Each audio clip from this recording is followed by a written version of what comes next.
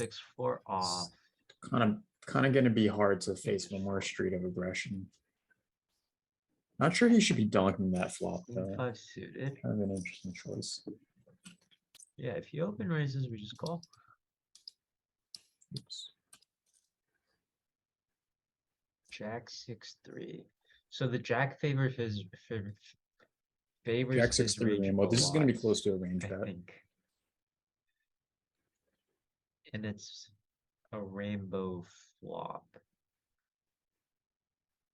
So I guess I range bet you wants to he's bet this going 80% of the to time, bet, and like, then low, like hand probably wants to bet 1.25 with this a very high frequency maybe somewhat here. less, but Yeah, or 0.75. That's I guess if I'm not randomizing definitely the on this GTO type of move. flop and I'm just calling it a range bet, then I'm Because just going it's to go ahead it's a and range very, bet. very dry board. I'm just gonna call. Okay, check. Here we get the call, turns an ace. I don't really think turns he, an like, ace that is just neutral. because he bet 0.75 on Should the be flop calling doesn't all his really ace mean he highs on made the a pair or flop. anything. It's just that he's c-betting and saying that he With has this the 6, we range can just advantage check on back. me. I think this is a pure check in theory. We river the 2 pair, which is great.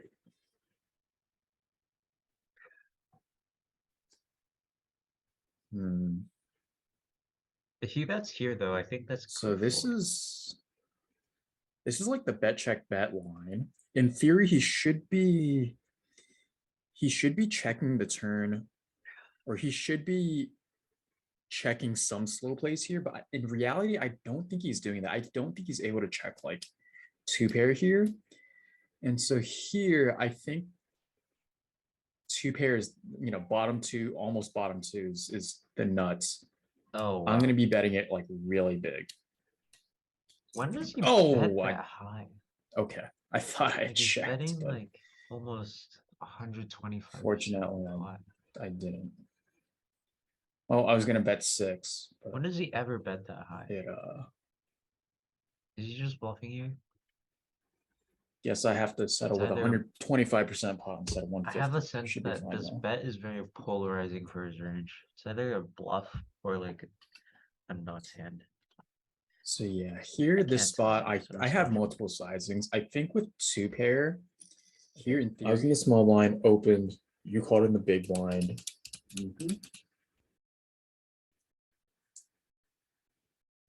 Flop comes down 6 spades, 3 diamonds, jack of clubs.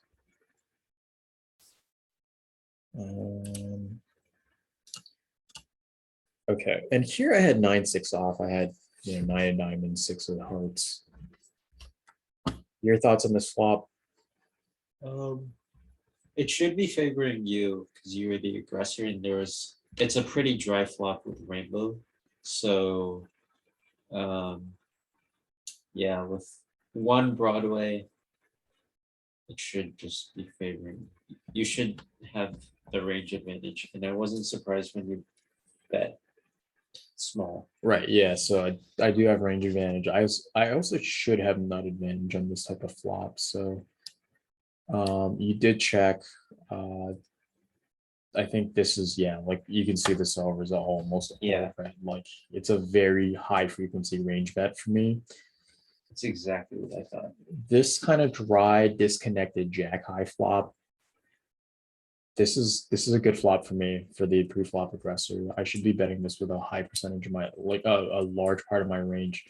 You can see like I do have some high frequency checks here in the form of, like these pocket pairs, maybe these ace X that didn't connect with the board, maybe these king X that didn't connect with the board, some weak 6s like 9-6 off, 8-6 off. I did have 9-6 off here, but you can see like it still bets way more often than it checks on this type of board. This board is 80% bet. So bet 30% pot, and then I think you responded with call. Yeah. Right, what was your hand?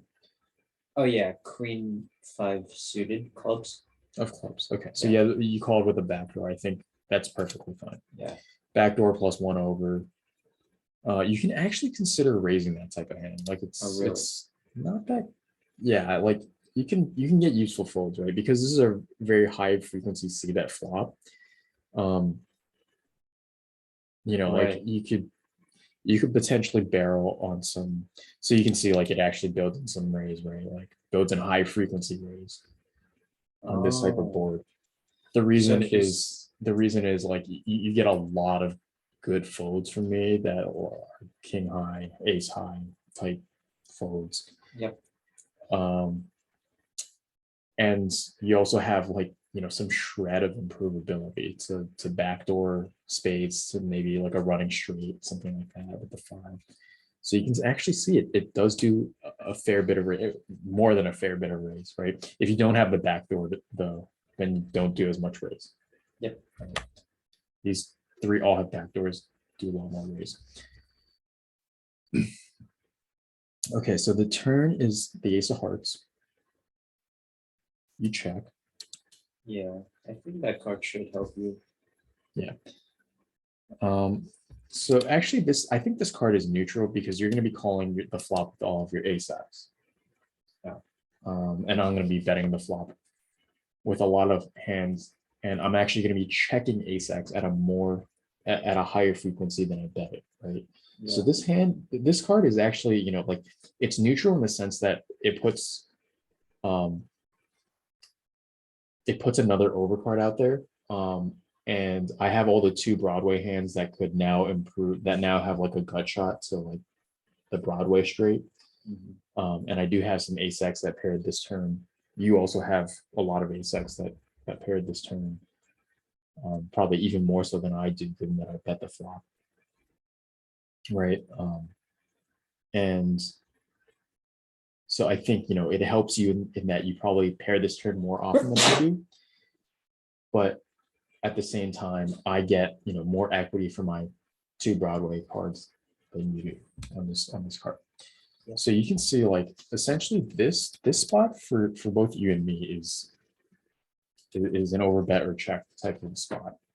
And the reason is that if you had pocket 3s, if you had a 2 pair or something like that on the flop, you would have raised with some decent frequency, Yeah. right? Like let's back up to the So my flop. range is not condensed. Yeah, your range is very condensed by the call on the flop, and the ace is not a card that hits or that makes, you know, quote unquote nutted hands particularly often for you, right? So your advantage is actually in the middle of the range, right? Because I bet with a large percentage of my range, but when you called, you shed the absolute garbage in your range, right? Now you're coming to the turn with a, you know, quote unquote stronger middle of the range than I have. What this ace does is it makes more nutted hands in my range relative to you. So all of my overbets here are going to still be like, you know, my sets, my 2 pair. And this does make a lot of 2 pair, right? Like ace jack. You cannot have ace jack because you're 3-betting that high frequency. You cannot have like hands like ace 6 suited, ace 3 suited because you 3-bet them at some, you know, at some frequency, and even you check raise flop with those hands at some frequency too. So it helps me make some 2 pairs, and it also like makes me some really strong top pairs. So my guess is, without looking at the screen, ace king, ace queen also like overbet on this turn. Mhm. And where I'm going to be playing checks are mostly with my unimproved jack X, and kind of like middle and pocket pairs. I'm going to, you know, check kings, queens. So if I look at this, so yeah, like kings likes check, queens not so much. But yeah, you can see like middle and pocket pairs, 8s through 10s like check, 5s, 4s, deuces, all like check. And my bluffs here are still plentiful too, right? Like I can have, my guess is 2 Broadway likes bluffing a lot, especially like the queen 10, king 10 more so than the king queen, because king queen has some showdown value. I can have like some gut shot like 5-7. I can have some open ender like 5-4. I can have 4-2. I could have you know, I can have some sort of gut shots that want to bet here too. So you can see it like 7-4, for instance. You know, that's a classic example of a gut shot that wants to bet. And you can see like all of my big ace X, even ace 10 wants to overbet a lot, right? Like here, like B150 is a sizing that gets used pretty commonly. And then I guess I do have a B67 here with hands like a weaker ace X, right? I guess okay, so there are some jacks that do want to B67. Interesting. Queens as well. Hands that like that sizing, and then like once you bet like that, river comes, essentially your opponent is going to get frozen on all the rivers, and then they're going to check it, and then you're just going to be able to check down and see showdown. So that is, I think, that was the turn. Went check check. I think that's pretty normal with my really lousy pair on this board. Showdown value, not much more. Okay. Yeah. What about the river? This is a 9. classic. Yeah, river's a 9, gives me 2 pairs. This is a classic bet check bet. What are your thoughts on this 9? I mean, like, a queen 5. So like, I was gonna falls at every bet, and I hit complete here. Did you think about betting yourself? No. Okay. When this action sequence occurs, I want you to remember some very key, some very key like learnings. This is essentially the bet check bet mode, right? What happens What does is that mean? in position, who is the pre-flop aggressor, that's the flop. You call. Yep. The turn went check check. Uh-huh. What has happened is essentially the in position player, when you consider like the sizings they use, right? Like you can use a small sizing on the flop, or you can use a big sizing on the flop. Well, you can, let's first talk about the big sizing.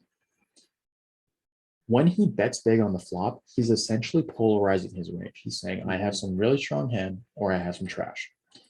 Okay. So he polarizes his range on the flop. And then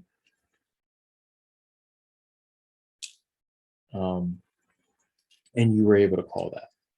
Yep. Right. And then the turn went check check.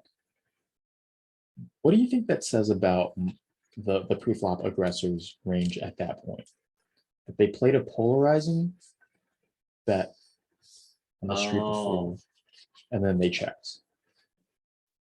So either they're trying to protect their checking range, or they're just playing with trash. Because if they had like a value hand, they would have bet. Right. Or they're putting their value hands in their checking range to protect that checking range. Well, there are some value hands. Well, there are some, I wouldn't say value, but there are some decently good showdown value hands in the checking range on this kind of turn, right? Like, so you saw the weak jacks, and the 6s want to check here. But essentially, when your opponent makes a polarizing bet on one street, like, and this is theory again, when your opponent makes a polarizing bet on one street and then checks the next street, right? They basically said, I have a really strong hand or a weak hand on the polarizing bet. And then when they check the turn, they're now saying, I don't have a really strong hand. I just have a lot of weak hands. Oh. So what does that incentivize you to do? As the out of Bluff position, more. bluff more. Right. And the bigger the bet on the flop, the more often you can bet the river, and basically auto profit with your bluff, right? The run out does matter, right? The run out does matter. If the run out includes cards that like are connected to the flop somehow. So for instance, if the river paired the board in some way, right? That would be a good run out for you as the defender. Yeah. If the river, ran out cards that favored the aggressor. So for instance, if this river instead of 9 was like a queen or a king, Yeah, that'd be that terrible.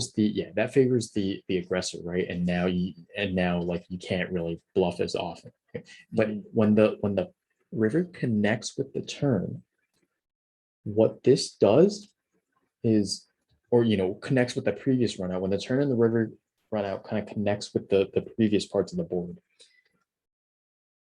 This is extremely favorable for you, and you can almost auto profit with your bluffs here. Oh, Okay, so when you have queen 5 suited in this spot, you should bet, and then I should raise you with my 2 pair and get more money out of it.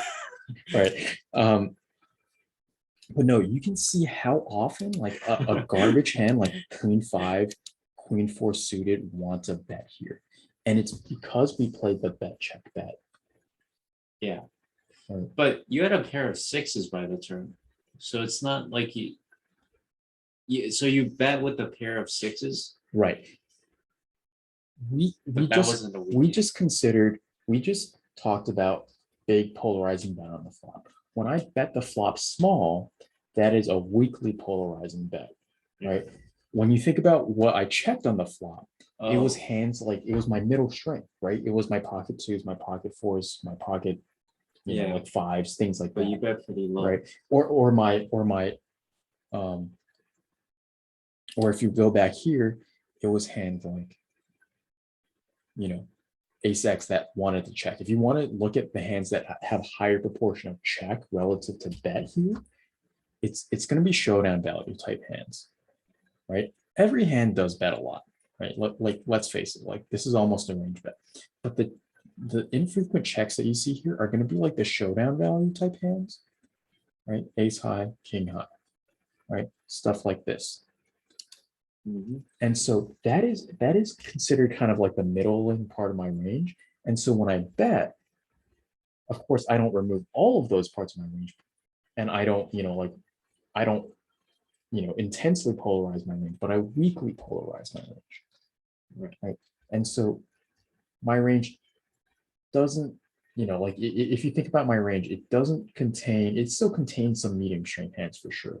Mhm. It just doesn't contain as much as if I had checked, for instance, the flop.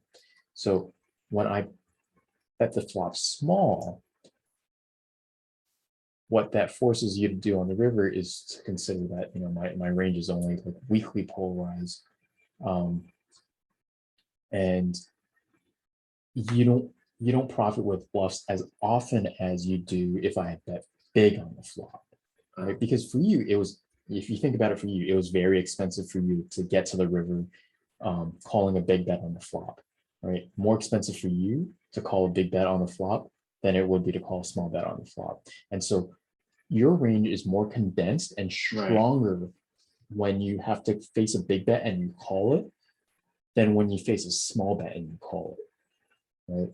And so you have a much greater range advantage when he bets big on the flop and then checks the turn and then it comes to you on the river than he does if he bets small on the flop, checks turn, and it gets to you, right? Because in the first example, he's strongly polarizing his range, and then his turn check means I have trash, Mhm. right?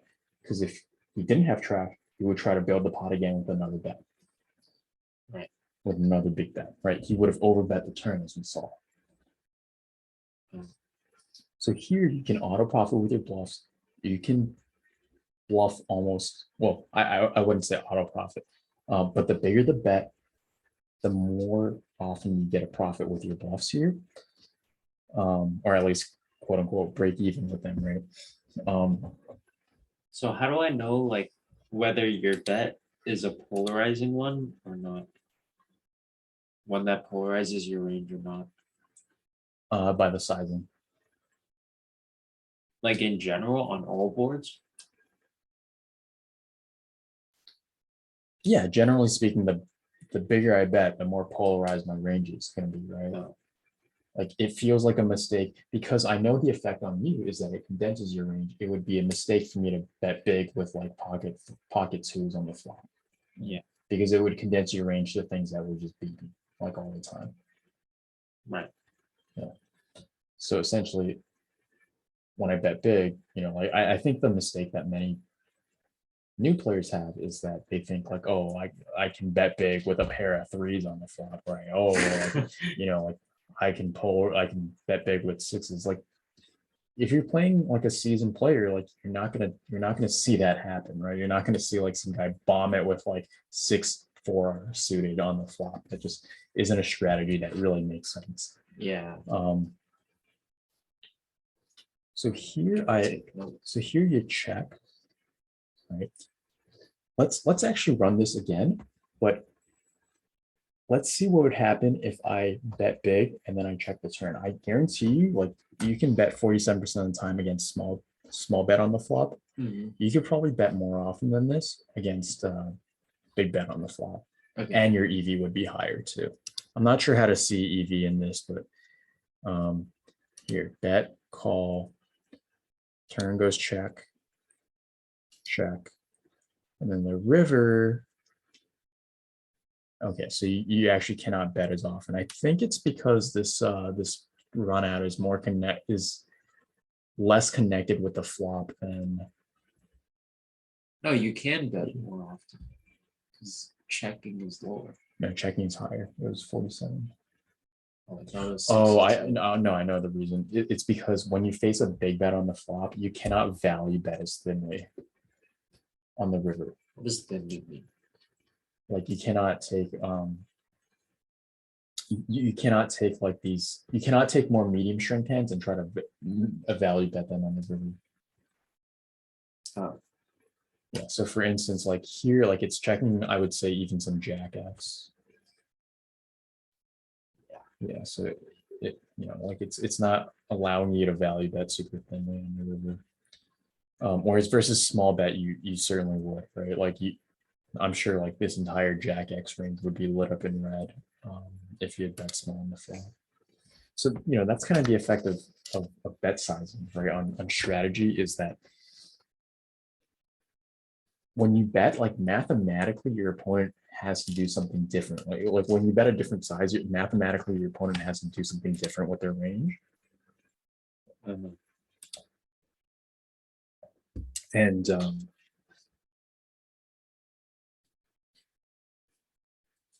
so it's roughly the same actually.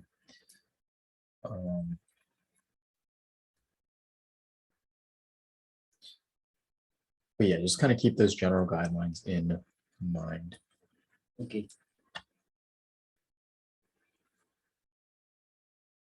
So if I change this ace to a 5, for instance, right, that would have something to do with the flop because you are floating me with some 4-2 suited and some 7-4 suited sometimes, right, and make a straight, or some 6-5 offsuit or some 5-3 suited and you make 2 pairs, something like that, right? Yeah. But the ace is actually neutral card, I would say, as a run out. So here you check. And then here I was over betting, and I think this is okay. Yeah, it's mixing bet sizings.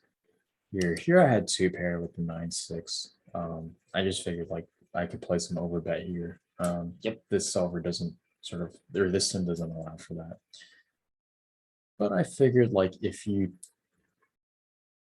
had like a jack or something like that, I could probably get you to call. Like I still have some bluffs here, I'm pretty sure. I think I have